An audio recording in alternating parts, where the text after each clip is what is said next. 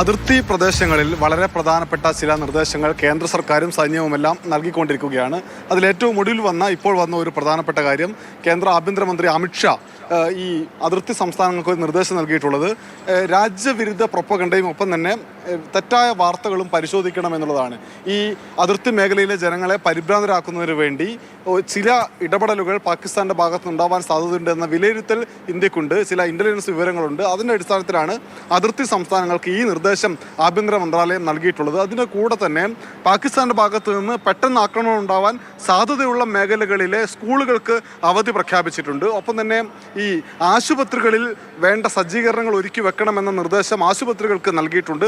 ഇതിനെല്ലാം അപ്പുറത്തേക്ക് കഴിഞ്ഞ കുറച്ചധികം ദിവസമായി നമ്മുടെ അതിർത്തി പ്രദേശത്തെല്ലാം സൈന്യം റോന്തു ചുറ്റൽ സജീവമാക്കുകയും ഒപ്പം തന്നെ പോർ വിമാനങ്ങൾ സജ്ജമാക്കി നിർത്തുകയും ഒരു യുദ്ധം വന്നാൽ പോലും നേരിടാൻ തക്ക പാകത്തിൽ നമ്മുടെ സംവിധാനങ്ങളെല്ലാം ഒരുക്കി വെക്കുകയും ചെയ്തിട്ടുണ്ട്. ഇതിൻ്റെ കൂടെയാണ് ഈ അതിർത്തി സംസ്ഥാനങ്ങളിലെ മുഖ്യമന്ത്രിമാരുടെ യോഗം ഇന്നലെ വിളിച്ച് കാര്യങ്ങൾ ചർച്ച ചെയ്തത്. ഇന്ന് രാവിലെ 11 മണിക്ക് സർവകക്ഷി യോഗം ചേരുന്നുണ്ട്. ഇതുവരെ സ്വീകരിച്ച നടപടികൾ ആ യോഗത്തിൽ വെച്ച് രാഷ്ട്രീയ പാർട്ടികളോട് കൃത്യമായി വിശദീകരിച്ച് നൽകാനാണ് കേന്ദ്ര സർക്കാരിൻ്റെ തീരുമാനം. ഇപ്പോൾ ഈ നിമിഷം വരെ രാജ്യത്തെ എല്ലാ രാഷ്ട്രീയ പാർട്ടികളും ഒരുമിച്ച് നിന്നുകൊണ്ട് സേനയുടെ തിരിച്ചടിക്ക് ഒപ്പം നിൽക്കുകയാണ് ചെയ്തിട്ടുള്ളത്. എന്തായാലും അതിർത്തി പ്രദേശങ്ങളിൽ സേന സജ്ജമാണ്. വ്യാജ വാർത്തകൾ പടർന്ന് ജനങ്ങൾക്കിടയിൽ തെറ്റായ ചിന്തകൾ വരുന്നത് അല്ലെങ്കിൽ തെറ്റായ ഒരു ആശങ്കയും പ്രശ്നവും ഒക്കെ വരുന്നത് ഇല്ലാതാക്കാൻ വേണ്ടിയുള്ള ഇടപെടലുകൾ നടക്കുന്നു. സ്കൂളുകൾക്ക് അവധി പ്രഖ്യാപിച്ചിട്ടുണ്ട്. മറ്റ് എന്തെങ്കിലും തരത്തിലുള്ള കുഴപ്പങ്ങൾ ശ്രദ്ധയിൽപ്പെട്ടാൽ പോലീസിനെയോ മറ്റോ അറിയിക്കാൻ ജനങ്ങൾക്ക് നിർദ്ദേശം നൽകിയിട്ടുമുണ്ട്. അനൂപ്, ഇന്ത്യയുടെ ഈ ശക്തമായ തിരിച്ചടി ഓപ്പറേഷൻ സിന്ധൂറിന് പിന്നാലെ ഈ 9 കേന്ദ്രങ്ങൾ തകർത്തതിന് പിന്നാലെ ഇനി പ്രകോപനം ഉണ്ടാക്കിയില്ല എങ്കിൽ തിരിച്ചടിക്കില്ല എന്ന നിലപാട് പരസ്യമായി പ്രഖ്യാപിക്കുകയും അതേസമയം തന്നെ തിരിച്ചടി ശക്തമായി തന്നെ നൽകും എന്നും പാകിസ്ഥാൻ ഇരുഭാഗങ്ങളും പറയുന്നുണ്ട്.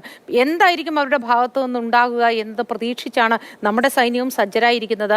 പാകിസ്ഥാൻ തിരിച്ചടിക്കുന്നതിന്റെ ഭാഗമായി ആയിരിക്കുമോ അവരുടെ വ്യോമപാതയിൽ നിയന്ത്രണങ്ങൾ ഏർപ്പെടുത്തിയിട്ടുള്ളത്?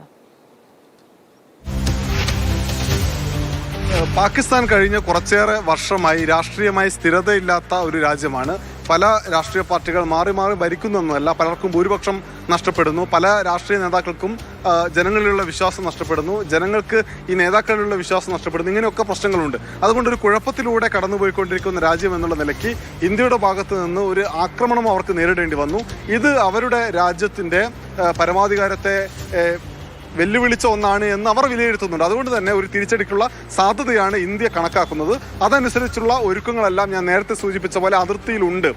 പാക് വ്യോമപാതയിലൂടെ നേരത്തെ ഇന്ത്യൻ വിമാനങ്ങൾക്ക് മാത്രമാണ് യാത്രാ അനുമതി നിഷേധിച്ചത്. പക്ഷേ ഇപ്പോൾ കൂടുതൽ ഇടങ്ങളിൽ ആ നിരോധനം കൂടുതൽ രാജ്യങ്ങളിലെ വിമാനങ്ങൾക്ക് ഏർപ്പെടുത്തിയിട്ടുണ്ട്. അതുകൊണ്ട് തന്നെ പാകിസ്ഥാൻ എന്തോ ഒന്നിന് തയ്യാറെടുക്കുന്നു എന്നതാണ്. പാകിസ്ഥാനിലെ അതിർത്തി പ്രദേശങ്ങളിലുള്ള ആശുപത്രികൾക്ക് അവിടുത്തെ ജീവനക്കാരെ തിരികെ വിളിക്കാനും എല്ലാ സജ്ജീകരണങ്ങളുമായി നിൽക്കാനുള്ള നിർദ്ദേശം നൽകിയിട്ടുണ്ട്. പാക് അധീന കശ്മീരിലെ സ്കൂളുകൾക്ക് അവധി പ്രഖ്യാപിച്ചിട്ടുണ്ട്. സൈനികർ സജ്ജരായി നിൽക്കുന്നുണ്ട്. അതുകൊണ്ട് തന്നെ ഇനി ഇന്ത്യയുടെ ഒരു പ്രകോപനത്തിന് അവർ കാത്തു നിൽക്കുക എന്നതിനപ്പുറത്തേക്ക് ഇന്ത്യയിലേക്ക് കയറി ആക്രമിക്കാനുള്ള ഒരു സാധ്യത നിലനിൽക്കുന്നുണ്ട്. എന്നാൽ ഇതിനിടയിൽ ലോകരാജ്യങ്ങളിൽ പലതും യുദ്ധം ഉണ്ടാവരുത് എന്ന ആഗ്രഹത്തോടു കൂടി ഇന്ത്യയെയും പാകിസ്ഥാനെയും സമീപിക്കുന്നുണ്ട്. അതുകൊണ്ട് തന്നെ അടുത്ത കുറച്ച് ദിവസങ്ങളിലെ ചർച്ചയോടുകൂടി നിലവിലുള്ള സംഘർഷം അഴഞ്ഞു പോകാനുള്ള ഒരു സാധ്യത ലോകരാജ്യങ്ങൾ കാണുന്നു. അതിനുവേണ്ടിയുള്ള ഇടപെടലുകൾ നടക്കുന്നുണ്ട്.